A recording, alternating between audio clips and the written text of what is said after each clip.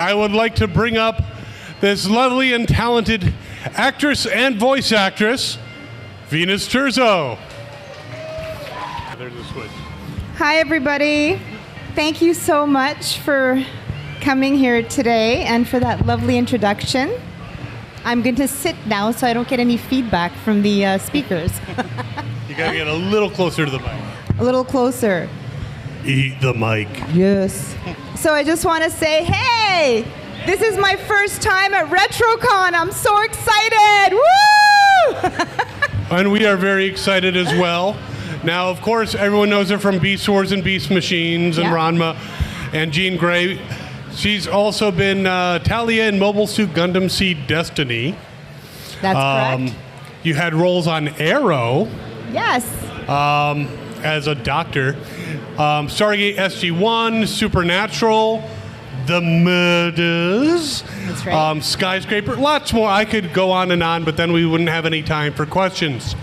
If you do have questions, please raise your hand. Tom over here will come around. Well, I'm going to start off just by asking a quick question, and then we'll go right to the audience. What inspired you to get into the acting and voice acting world? Good question. So I grew up in Montreal in a predominantly Greek neighborhood. And back in those days, it was many, many years ago, a lot of people were discouraging me from getting into acting because it's a really tough business. And ultimately, that just pumped me up and gave me the energy to want to go out and prove them wrong. So I studied really hard. I auditioned, got into theater school, and from that, my career progressed. I had no idea that I would ever land like voice work because that wasn't something that you learn in theater school or working in film and television. But when that opportunity came my way, it was so exciting and so thrilling because you get to go into the studio, create a voice, act silly sometimes, just really, delve into the character. It doesn't matter what you look like, it's all about your voice, and it's so much fun. Yeah. What inspired you for the kind of gravelly, I can't do it, you can obviously do it, the Blackarachnia voice? What did you take certain inspirations? Did you, how did you come up with that particular perfect voice for the character? Well, I was trying to find a balance between what she looked like and what I'm capable of doing as a voice actor. So I wanted it not to be too rough, but I wanted it to be just by looking at her, she's quite the sexy villainess, right? And she's a strong, no-nonsense kind of gal. She doesn't take BS from anyone. But so I tried to incorporate it so I had to visually, when I was looking at her and we were trying the different voices for her, that kind of stuck, and that was what eventually the producers and the director decided on. Well, it was awesome. Perfect for the character. So you guys all did great jobs. All right, so we have questions. Put up your hands. Tom's going to come around with the mic. I have a question and a voice request. I don't know which one to do first.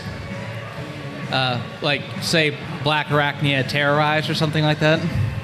Blackarachnia terrorize. Okay. Wow. Yep. That takes me back. Yep. So my question was, Blackarachnia was probably arguably the most dynamic character on Beast Wars because she starts Predacon, and then after she meets Silverbolt, they fall in love and she becomes a Maximal. So, she was probably one of the most important characters on the show. Did you have any thoughts about how she went from bad to good? Can you repeat the last part of the question? What were your thoughts? Probably worked with Scott McNeil, who did Silverbolt's voice. What were your thoughts when you were doing her transition from being bad to good? Well, as an actor, you want your storyline to grow, and you always look for storylines and scenarios that give your character many layers. So it was a lot of fun to be able to play opposite Scott and play those scenes because we've known each other for years. He's a ham. He's a lot of fun. And it was just a lot of fun. I was really excited about it. We didn't know beforehand because the writers kept us in the dark until the day of recording, pretty much. But it was a lot of fun to play with him, especially those scenes, and having the rest of the cast look at us and constantly bug us and tease us while we were doing it. But did Scott take credit for you coming over to the light side? Was he like, I did that? Well, Scott and I actually appeared on a movie years and years ago together, in a live project, and yeah, I mean, he always razzes me. It's a lot of fun. Yeah. All right, another question. Hi, I wanted to ask, if you were to give advice to someone who is interested in pursuing voice acting, what would be your best tip? My best advice, if you want to pursue a career in voice acting, is you have to have a minimum of 3 different character voices that you can do and that you're comfortable with. I would suggest taping yourself or recording yourself if you have the equipment. Even picking out a little monologue or some dialogue or just even reading out a paragraph in that character's voice. But that character, not only in the voice of the character, but you have to come up with a laugh, with different sounds that he would make, and make him as original as possible, but something that you can do for a long time. Like, for instance, if you do get a part in a show, that you're able to carry that throughout the show.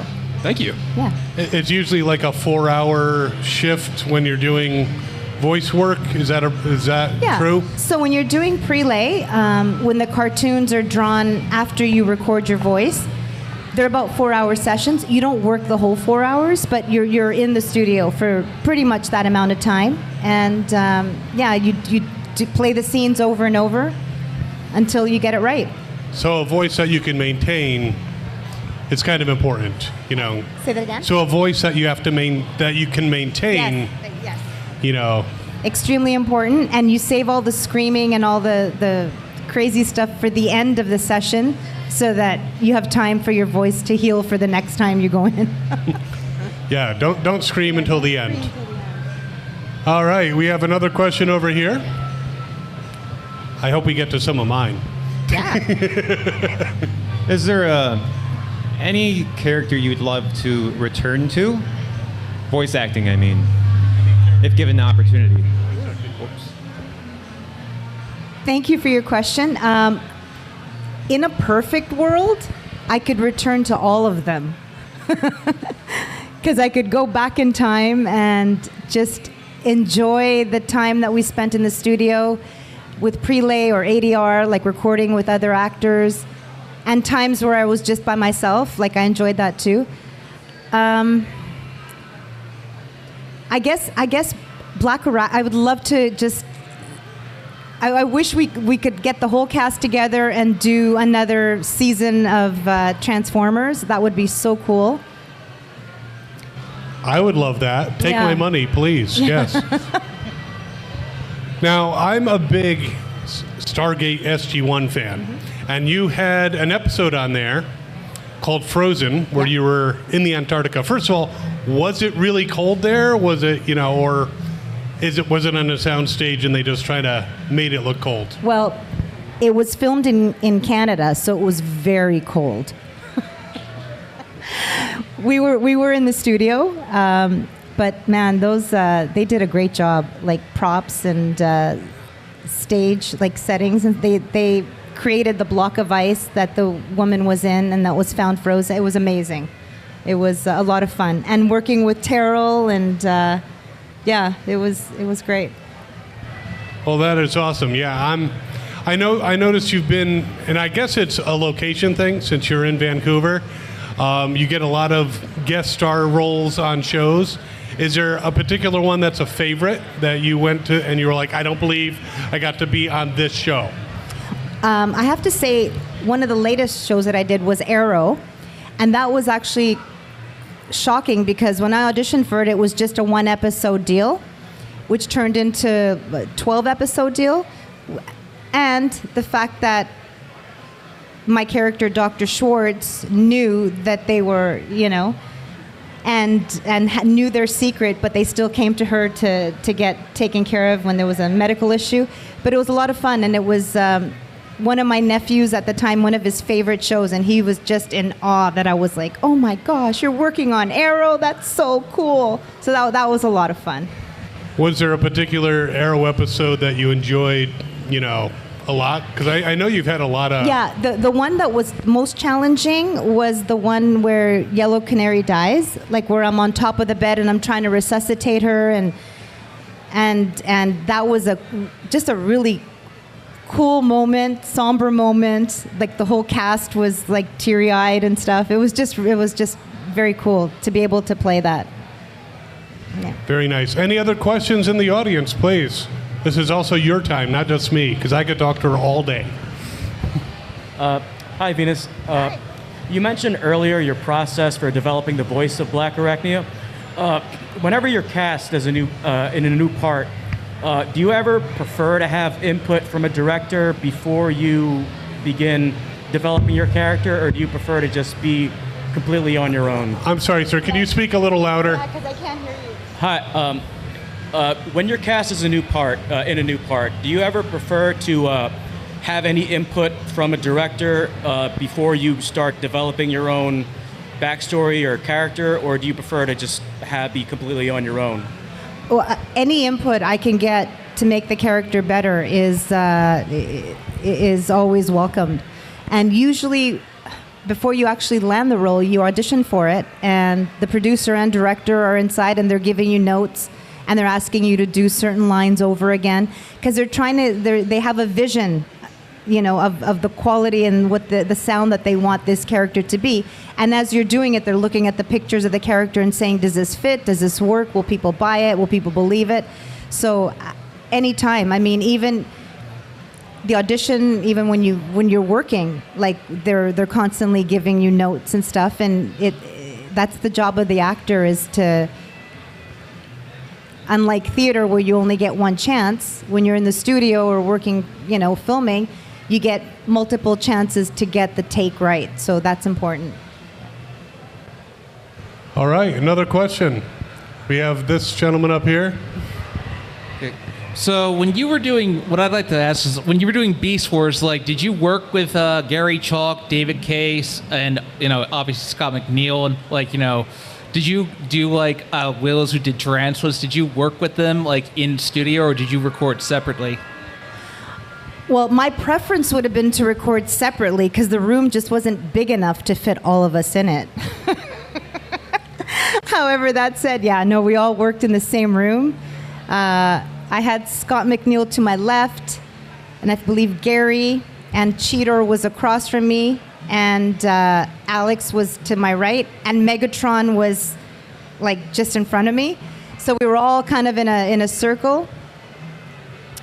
It was quite a spacious studio, so we had room, but we had a lot of fun because you're supposed to be serious when you're recording, and we were all just throwing papers at each other and trying to get each other to laugh, and and the director would be like, okay, can we have some quiet in the room? And we'd be snickering like little children because we were having so much fun. Sorry? He said Scott McNeil had to play 4 different characters, and were you ever aware what he was going to say next? So, Scott McNeil could have played all the characters, not only 4 characters. He is such an amazing talent. He was so good, and just his thought process, because sometimes he would do scenes with himself, switch from one to the other. But that's an incredible challenge, and what a lot of voice actors want is to be in a scene with themselves playing opposite characters, because it's such a rush. He must have had a lot of fun with the Dinobot and Rat Trap interactions. Yeah. Another question. Don't be shy. Oh, we have a couple over here. Well, I always like hearing this. What was the funniest or most surreal thing ever happening while voice acting? The funniest or most surreal thing that happened while voice acting. So I think it was when we were filming Captain N. It was our first cartoon show, and we were in a studio which was a lot smaller than the Beast Wars studio. And they had, panels to block for the sound, right? And so we got into the habit that after every time we would finish one of the pages of dialogue and, it would be in the can, so to speak, we would take it, crumple it up, and whip it at each other, right? And then a few times it was just paper, back and forth, almost like a snowball fight, but with paper. And I think a couple got stuck on one of the panels. So while we were recording, at one point, it just dropped and made a sound right on the person's microphone stand. And we're all like, oh my God, we got caught. No, but that was kind of a fun moment. Honestly, working in a studio and doing voiceovers is so much fun. There's never a dull moment. You're excited to be there. It's just, it's such a thrill. I can't even express how much fun I have. But I do take it now that there's been a lot more restrictions. Have you been a lot more solo in studio and kind of missed that interaction? Yes. So, if you're doing, like I said, ADR, you're in there alone. But if you're doing prelay stuff, yeah, there was a lot, especially Vancouver, there was a lot of restrictions. Mostly it's you and the technician that are working. You couldn't have more than one person. And then after you were done, they'd come in and they'd sterilize everything before the next person would come in. Our scripts would be put in plastic, everything. They went above and beyond to ensure that we would stay safe. And in general, the film business in Vancouver, if you were working on a project, you were tested 3 times a week. You had color-coded badges, depending on how close to the set you could be. It was extremely intense. You still wanted to work and enjoy your life, but you didn't know from day to day what could happen if you could get sick or more importantly infect someone else, or you could die. So, yeah. Heavy. All right. I think it was this lady first, and then this gentleman over, or either way. Given the preference, if you had to choose, would you rather do voiceovers or live action?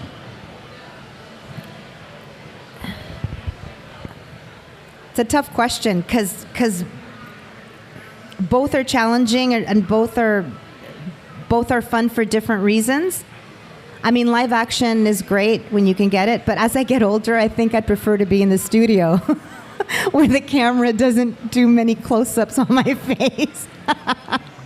And it doesn't matter what you look like. So that's the beauty of voice work, is that you're not judged on your appearance, you're just judged on the talent and your voice. That's right. You could go in Ugg boots and sweatpants and T-shirts and no one cares. I don't feel like putting on makeup today. There you go. Hi, when you were auditioning for the X-Men show, did you know what character you were auditioning for? Or was there just a list that said female characters and they chose you to play the certain one? Or were you saying, I want to be Jean Grey, or I'd rather have been Rogue, but they casted me as Jean Grey? So I have to be, very honest here, confession. I hadn't even heard of X-Men. This was a while back. And I remember one of my cousins, he lives in Montreal and I was in Vancouver at the time, and I said, I'm auditioning for some new cartoon show called X-Men. He goes, X-Men? Oh my God, that's not new. And I'm like, where have I been? You know what I mean? So I auditioned for a couple of the characters, and mostly we work with a lot of the same directors. So they have preferences of which character they want you to audition for, but they allow you to audition for as many as you want. And I had no idea that Jean Grey was so big. And that X-Men was such a huge show and adored by so many people, I guess. Such a great franchise. Yeah. Sometimes I think it might actually be better to not be overly familiar with a character so you can put your own spin on it. But you would know better than I. Well, would you say it's better to not necessarily have a preconception of a character before you come up with them? I think it's always fresher and more honest and real when you don't have a preconception. Because even, I mean, I've been to a lot of these conventions where some of the actors try to do the other actors' voices, but it's like, that's the person that originally came up with that voice, that's their voice for that character. So if you try to mimic it, that's great, and some people can and can do a great job, but I always think if you come up with your own version, your own twist on things, it's so much more real. I think the fans appreciate it more, and they appreciate the honesty behind it.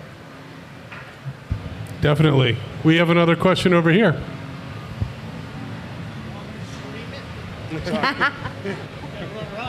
Because I can really scream. So, I'll admit I'm 60, so I never really heard of you or the shows you've been in. So, two-pronged question: is Venus your real name?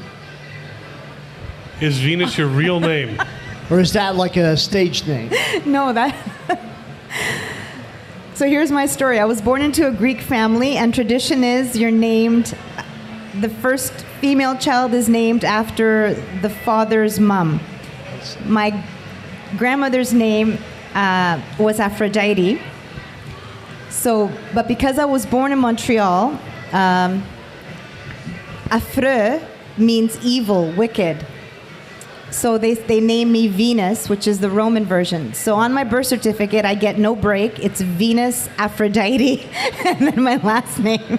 I see. A tough name to grow up with, let me tell you.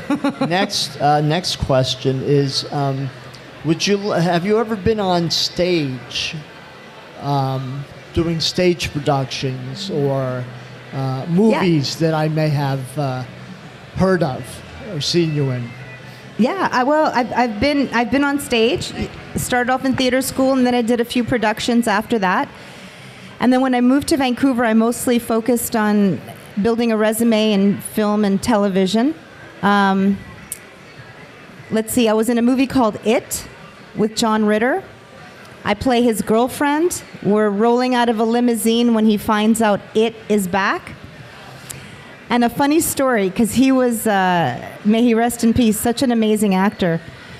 When I met him at the read-through, he introduced himself. I said, oh, I'm so nice to meet you. I grew up watching you. And then he's looking at me and he's like, thanks a lot, because he's not that much older, right? But, and then the other funny moment on that project, after we roll out, we're supposed to be drunk rolling out of the limo, and then we kiss. Now, a stage kiss, you don't use your tongue. But all of a sudden, all I know is Jack Tripper had a, oh my God. So that was quite shocking and funny, and had a good giggle after that, yeah. You got Frenched by John Ritter. That's right. All right, more questions. Well, while you guys are thinking, Da Vinci's Inquest. Yeah. You were a detective. Did you do any preparation, to be more law enforcement-like for that role? And a second part to that, when you ran into law enforcement, did they recognize you and kind of like give you special treatment? Those are both good questions. So we had consultants. We had real-life detectives, consultants on the show that we chatted with to find out just, certain questions about technique and what you would do if you would enter a crime scene, and all that stuff. And Laurie Sheinin was the detective that I worked with. And there's a really sad story behind that, because she was the lead detective. I don't know if you remember, we had a mass murder of women in Montreal. It was the Picton Pig Farm. And my character, Angela Cosmo, the detective on the show, I was following up on the missing women from the downtown east side. And when it got real and they announced it, we kind of laid back because it was, really happening. And anyway, she knew that he was the killer in real life, but they couldn't arrest him because they didn't have enough, evidence to be able to do that properly, to make sure that when he went away, he would go away for life. So that was kind of cool. And second part to your question, I went on a ride-along with a police officer, and that was kind of cool and eye-opening, because you get to see how people react to to police officers when they're just sitting in their car. People will come up and talk to you. It's very interesting. But I remember one time I was coming home after dropping a friend off, and it was, around, midnight, and there was a roadblock, for drunk driving on my street, and I hadn't been drinking. And so I pulled up, and I rolled down my window. He goes, "Have you had anything to drink?" And I was about to say no, and he's like, "Oh, you're fine. You're Detective Cosmo. Thanks so much." So that was a really cool moment. I was laughing. So you could have drank. There you go. So we got a couple over here.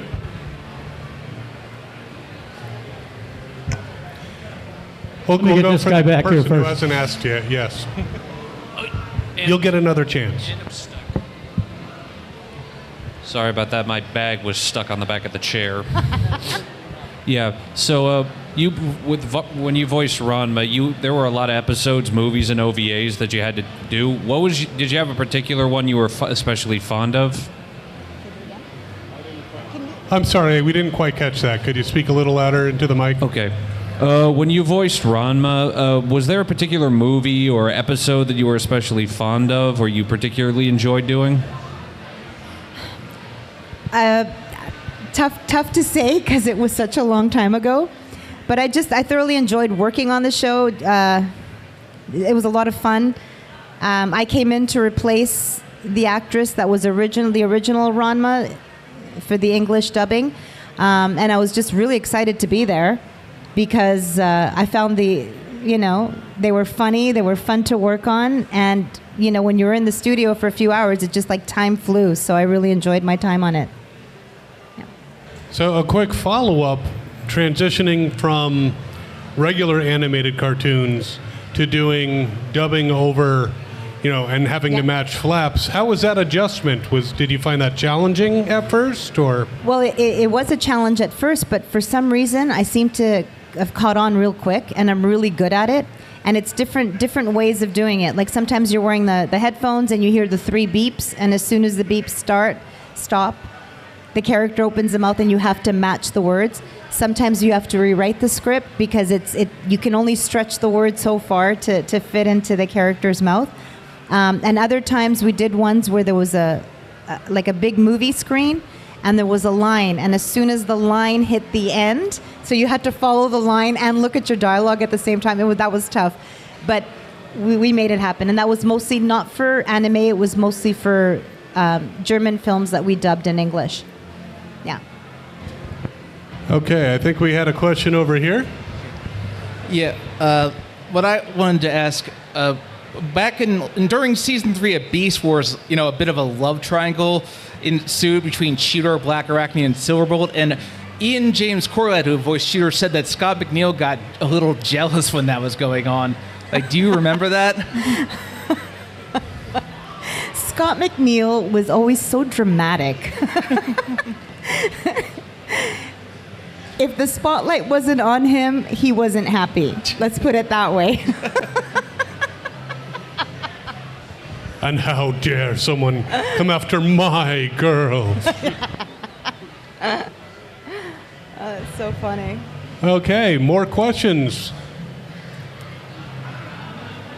All right. Hello. Hi. When you were brought on to do Ranma, did you have any prior experience with anime at all?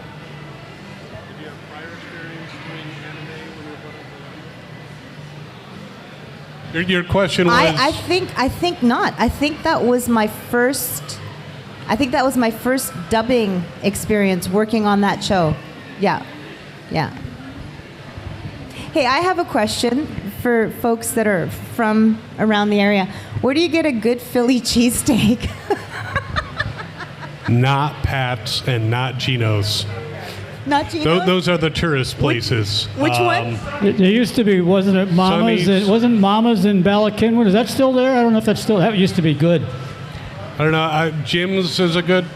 Sonny's is good. D'Alessandro's. Yep.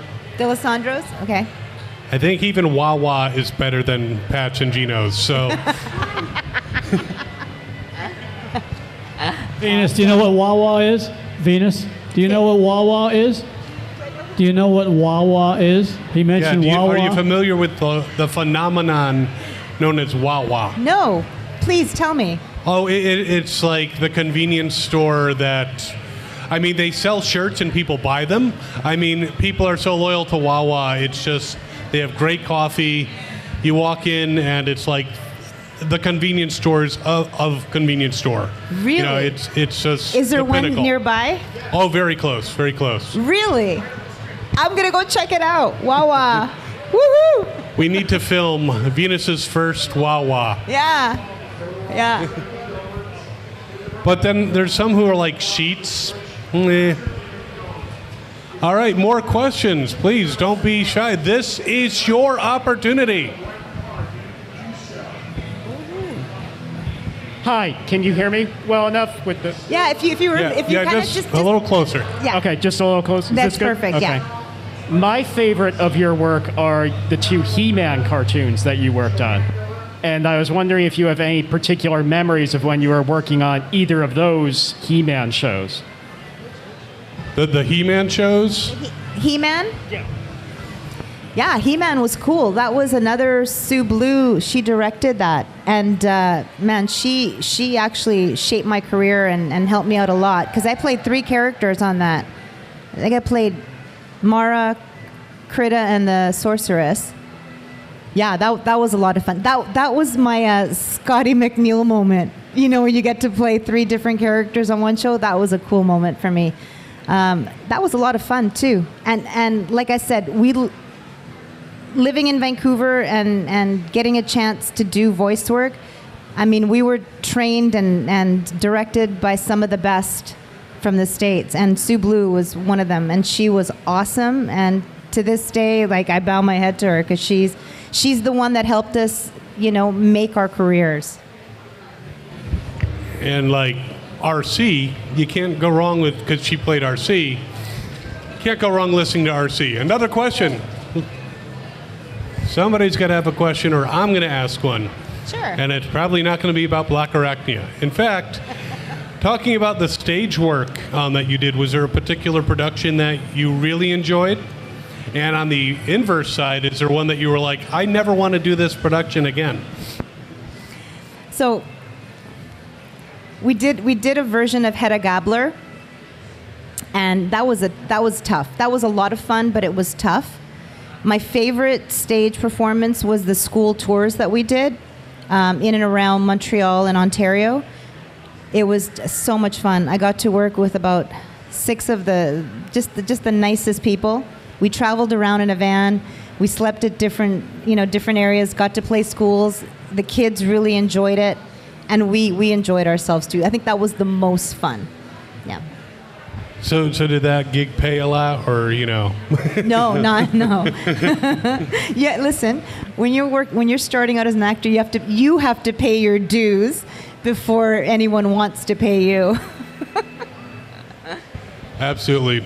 Another question over here. That gentleman right there. Hi, Venus. My question is, for when you were doing any sort of voice acting or regular acting, was there anyone that you happened to work with that were like surprising, like when you met them, like they were either like really nice or they had like unusual quirks or anything like that? For voice work? Voice work or acting work. So voice work, it was mostly Canadian actors, and I've worked with a lot of the same actors, and they were fun and quirky and silly and made the sessions amazing. In real life, I have to say, when I first moved to Vancouver, my first show like on TV was Wise Guy, and then a couple of weeks had passed, and I couldn't decide if I wanted to live in Vancouver, and I looked up to the universe, and I'm like, show me a sign why I should be here. And sure enough, I booked a movie called Laura Lansing Slept Here, and it was a Katharine Hepburn movie. So that was one of the coolest moments of my career, because I got to meet her. I played a soap opera actress that she was watching on TV, but it was just the fact that I met her at the wrap party. She gave us signed copies of The African Queen, it was just a really cool moment. And after that, yeah, I've worked with a lot of celebrities that are, you know what, some of them are really nice. Sybil Shepherd, Jane Lynch, John Ritter, of course. Like, quite a few. I mean, I can't name them all, but I'd have to say 90% are just lovely human beings. The other 10%, not so much. And they could just be having a bad day. That's right. Though I have expected for you to say that you looked up the universe and said, should I live in Vancouver? And you heard, yes. Yes. Oh, we have a question right there. Yes, I have a question. So, Venus, what do you think about representation of more women, minorities in stage and screen and film?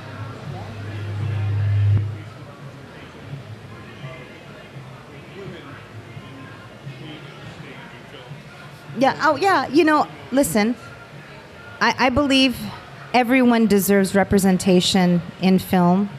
I believe that, I mean, I know when I started off doing voice work, for instance, the majority of roles, like 95% of the roles were geared towards men, and maybe you had a female character. But it was who was watching the shows, it was who was supporting the shows, right? Nowadays, things are different, and I think it's important, and we live in a society where you have to appreciate, and inclusiveness is important, and women, you know, deserve to be heard and deserve to be seen, and they're just as talented as the men. But again, I'm not one of those people that preaches anything. I just think that everyone should be included, and everyone should get the opportunity to succeed in life and to do what they love. Do you remember who said, I did everything Fred Astaire did, only backwards? There was some actress who said that, and, you know, it's so true. I think we only have time for one more question, because Claudia Wells, you know, will kill me if we don't start her panel on time, so. She'll take. Hi. Out of all your roles, were there any that you didn't have to audition for, where they actually sought you out directly, no matter whether it was voice, stage, screen, anything like that, but they were like, we already know who we want? So that has happened quite a bit when you're doing a lot of ADR shows, where you come in to, you know, play your character, and then they say, oh, can you do a little quick audition, like right on the spot? And they're like, yeah, good, you can play that character. So a lot of times they offer you stuff when you come in, because they have a lot of incidental roles that they need filled. So, and bye. Thanks for coming. Yeah, that's good. Awesome. Well, thank you so much, Venus, for spending this time with us and giving us a glimpse behind the curtain. Yes, absolutely. Visit her at her table. Buy stuff. And thanks, you guys, for coming out and hanging out with me. I really appreciate it. It's my first time in Philadelphia, and you know what? It's been awesome, and you guys are awesome. So thank you. Thank you. Thank you. Another round of applause. Hi, this is Gary Chalk, Optimus Prime. Please stay tuned to Fandom Spotlight. You can watch it online at any time.